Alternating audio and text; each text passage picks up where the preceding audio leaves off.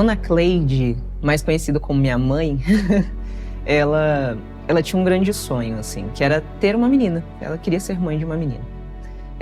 O meu irmão já tinha nascido e ainda assim ela queria completar essa família, né? Ela queria um casal, então ela passou muito tempo tentando essa menina.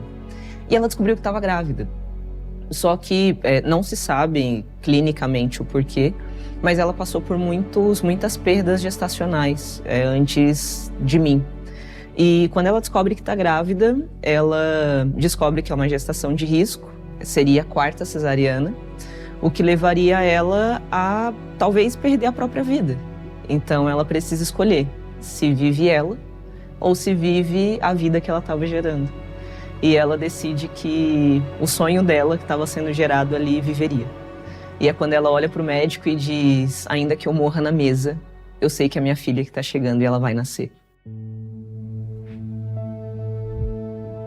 Pelo que me contam, assim, né, ela viveu intensamente essa gestação. Assim, ela curtiu essa menina, né, enquanto estava juntinho dela. Mas quando chegou no dia de eu nascer, eu estava sentadinha, cordão umbilical enrolado no pescoço, e na hora de sair, eu estava presa. Eu não saí. Então eles precisaram fazer algumas manobras ali necessárias para que eu saísse, e com isso minha mãe faleceu na mesa. E eles precisaram reanimar, minha mãe voltou, só que eu acabei morrendo nesse processo, que é muito estranho dizer. Mas eles me mostraram para minha mãe e falaram: ó, mãe, infelizmente era uma menina e ela tá morta. E não havia em mim nenhum sinal de vida aparente, é o que está nos documentos. E 24 minutos depois, eles me descobrem, eu tô me mexendo com os olhos abertos e eles fazem a manobra de sucção e eu volto à vida ali. Minha mãe é levada para UTI, passa algumas horas em estado grave, mas infelizmente ela não resiste e falece no mesmo dia, aos 21 anos de idade.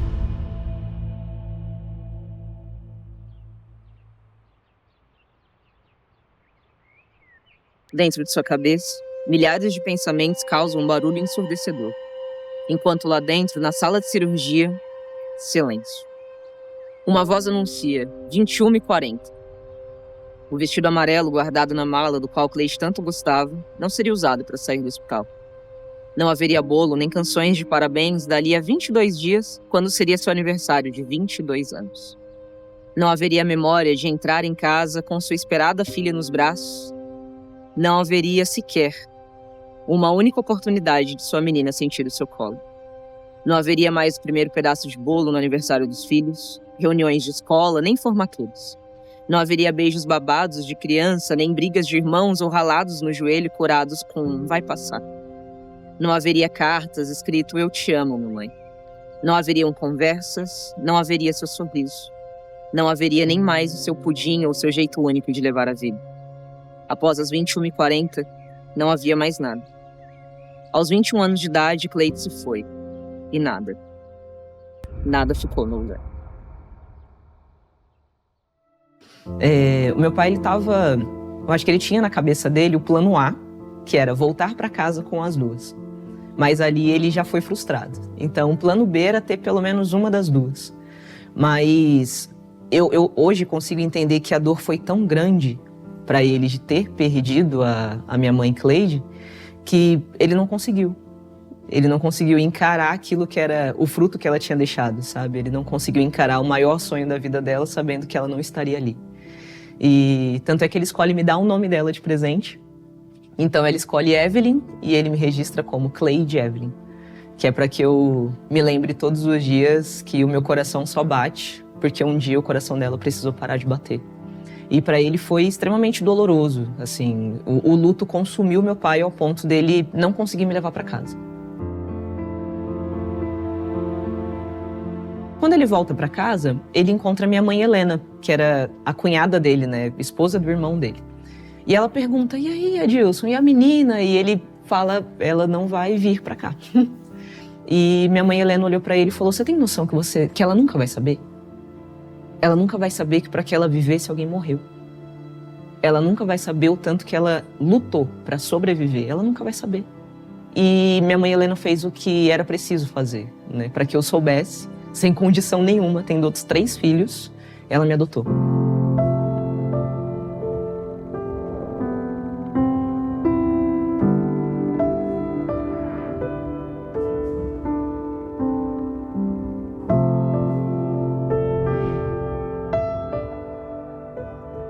Na minha inocência de criança, eu não sabia diferenciar, eu não conseguia chamar aquilo de rejeição, até porque eu não conhecia o que era aquilo. Mas eu sabia que eu tinha um pai que morava na casa da frente e eu sabia que eu tinha um outro pai que morava comigo na casa dos fundos. Mas relação de pai e filho, assim, eu não tive com o meu pai biológico.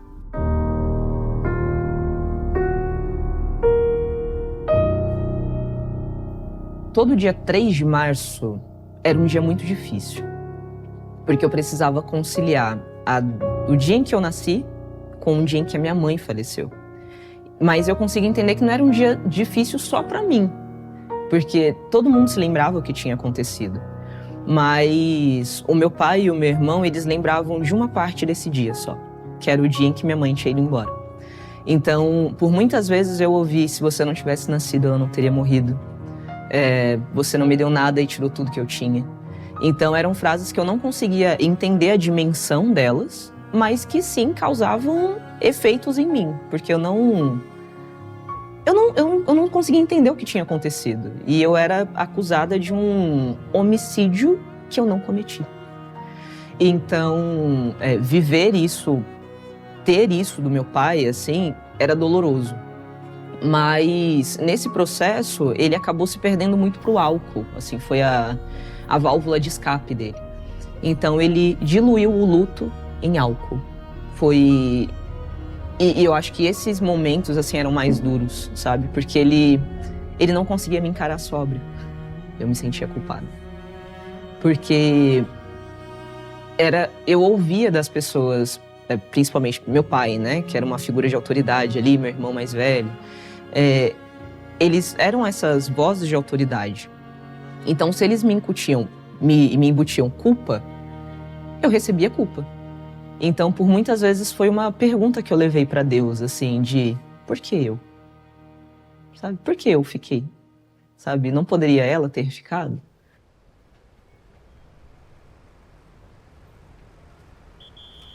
Quando eu tinha 13 anos, eu tinha mania... Na verdade, desde sempre eu tinha mania de subir no telhado. E aí eu sempre subia no telhado da garagem, ficava sentada dali. E meu pai abriu aquela janela, ali que era o quarto dele. E ele falou: vamos conversar, vem aí que eu quero conversar com você. Algo muito inesperado acontece. Esse homem que não havia se lembrado, ou pelo menos não havia me desejado parabéns durante 13 anos, ele me vê no dia 3 de março e ele fala parabéns. E ele colocou a mão nos bolsos, assim, e tinha uma bala só, ele me entregou essa bala. Ele falou: tudo que eu tenho pra te dar é isso aqui, só uma bala. Mas você pode me pedir qualquer coisa, eu vou te dar o que você quiser. E aí eu falei: eu acho que eu só queria que você fosse meu pai. E ele parou e falou: tá. E aí eu pedi pra que ele parasse de beber, porque eu também queria que os meus irmãos tivessem um pai. E meu pai falou: tá bom, eu vou te dar isso. E ele passou uma semana sóbrio, limpo. E isso foi num sábado, e aí no domingo a gente já jogou bola na rua, ele foi me buscar na escola, eu jogava futsal. E aí teve treino, ele foi no meu treino, ele me viu fazer gol. A gente tomou refrigerantezinho de laranja, aqueles pequenininhos assim, sentado na calçada. Ele falou que bolo de cenoura era o favorito dele, era o meu também. Então eu vivi meu pai. Eu conheci aquele cara que todo mundo falava por uma semana. Só que no outro sábado, ele teve uma recaída. E tudo aquilo que ele não tinha bebido em uma semana, ele bebeu em uma noite. E aí no domingo de manhã, ele me chamou na casa dele e ele começou a falar: me perdoa. Me perdoa por não ter sido seu pai. Me perdoa por ter falhado tanto. Me perdoa porque eu não te carreguei. E ainda assim você escolheu me carregar. E ele tava com um semblante mais fechado, mais carregado e tal. E conforme ele foi pedindo perdão, ele foi ficando com uma aparência mais leve, sabe? E aí ele ficou um tempo calado, assim, até que ele olhou pra mim e falou, acho que agora eu consigo dizer. Aí ele olhou no fundo dos meus olhos e disse, eu te amo. Eu nunca tinha ouvido um eu te amo do meu pai. Eu fiquei quieta, eu fiquei em silêncio e respondi com obrigado.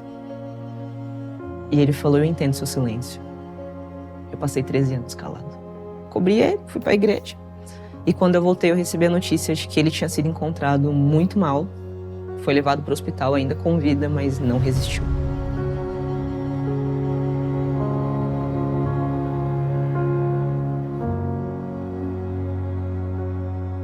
Receber a notícia da perda do meu pai me pegou mais do que eu imaginava que eu pudesse sentir, sabe? E eu passei um tempo calada, assim, eu não conseguia falar muito, eu fiquei quieta, eu me fechei completamente. E só que aí, Deus, ele me deu, acho que o maior presente que ele poderia ter me dado, a música.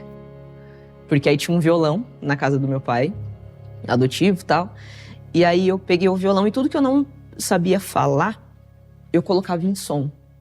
Então eu comecei a escrever aquilo que eu não conseguia dizer. E tudo que doía eu escrevia. E aí eu tava com 21 anos, uma patente federal de musicista, mais de 100 canções, prêmios nacionais de teatro e muitas coisas acontecendo. E aí a gente tava em cartaz e na hora de desmontar o cenário eu sofro um acidente e o meu polegar escapa. Ele é prensado e vai pra palma da mão. E aí, uma semana depois, eu fui em outro médico, aí gesso de novo. 42 dias depois, quando tira o gesso, a mão tá entrando em necrose. E aí, a única solução, né, pra que eu conseguisse salvar de alguma forma, era por uma cirurgia de amputação. E aí, um dia depois, eu fui pra cirurgia. O médico que estava escalado pra fazer a cirurgia não foi. E só tinha uma médica disponível para substituir ele, e era uma médica especialista em mãos. E aí fui pra cirurgia, quando eu voltei, eu vi minha mão, e a mão tava aqui, então não amputou. E eu falei, uai gente, o que aconteceu? E ela falou na cirurgia que toda a musculatura já estava comprometida, mas que tinha uma camada de músculo que ainda estava intacta. E ali eu tive certeza que ainda não tinha acabado. E a médica falou, mas não vai mexer. Foi só por uma questão estética, ela vai ficar aí. Eu falei, doutora, Deus nunca começou uma coisa que ele não fosse terminar depois.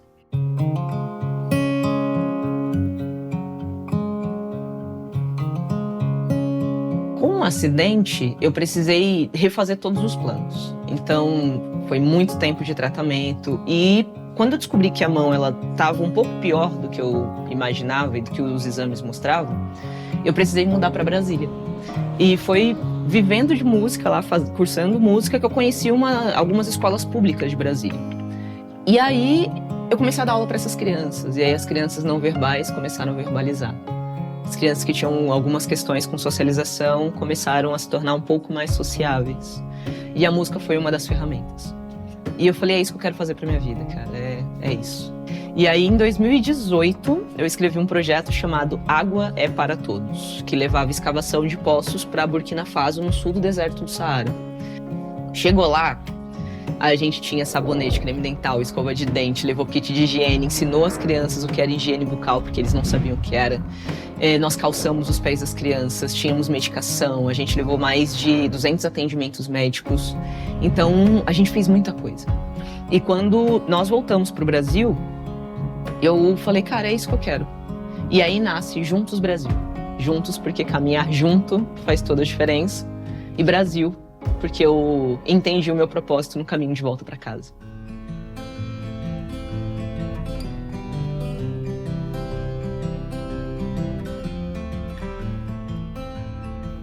Meus amigos mais próximos olhavam para mim e falavam, você tem que escrever um livro. Você tem que escrever um livro. E eu ouvi isso por muitos anos na minha vida. Eu falava, tá bom, galera, um dia eu escrevo esse negócio. E o livro foi escrito em 27 dias ao todo. Então, a história estava pronta, né? Então, o livro foi escrito e depois ele passou por revisão e tudo mais. Mas o escrever o livro não foi o mais difícil. O mais difícil foi encontrar a parte da história que faltava. No começo, eu pensei, será que essa história começa em 3 de março? Será que ela vem do início? Só que o início não era 3 de março. Tinha muita coisa antes. Quem foi essa mulher que partiu no dia 3 de março, deixando o maior sonho da vida dela? E eu precisava contar essa história. Então eu procurei a família da minha mãe e eles me contaram, assim, eles me receberam muito bem. Foi um encontro muito bonito, assim. E eu me dei conta do quão parecida com a minha mãe eu sou. É a mesma, cara, é igual. E para eles foi muito legal, assim, né? Me ver essa semelhança. E, enfim, foi um momento muito bonito. E eu conheci minha mãe, cara. Eu soube muitas coisas que eu não imaginava. E ela falava assim pro primo dela: cara, eu tenho 2 grandes sonhos na minha vida. Um deles é ter uma menina. E o outro é ter uma ONG, uma organização que ajude essas pessoas que precisam de ajuda. E quando eu soube disso, o Instituto Juntos Brasil, que é o instituto que eu fundei, ele já tinha 5 anos. Então, sem saber, sem fazer a menor ideia, eu acabei me tornando a junção dos 2 grandes sonhos da minha mãe.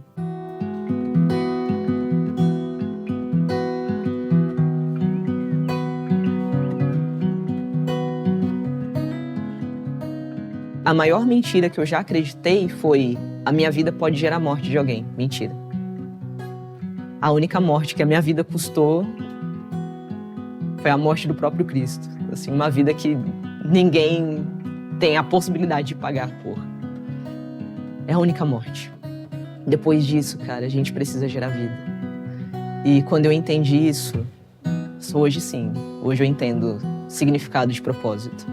Hoje eu entendo que cada vida que a gente impacta, cada transformação, cada acesso à educação, cada acesso à saúde, tudo que a gente faz é só sobre fazer aquele 3 do 3 valer a pena e ser, sei lá, uma peça muito pequenininha do cumprimento de Deus na vida das pessoas. Acho que tenho certeza que é sobre isso. Me leva onde eu devo ir, que eu confie nas pegadas que me deixou, não me deixou. Teu reino vou anunciar, e toda a terra da tua glória se encherá, como as ondas cobrem o mar, cobrem o mar, cobrem o mar, como as ondas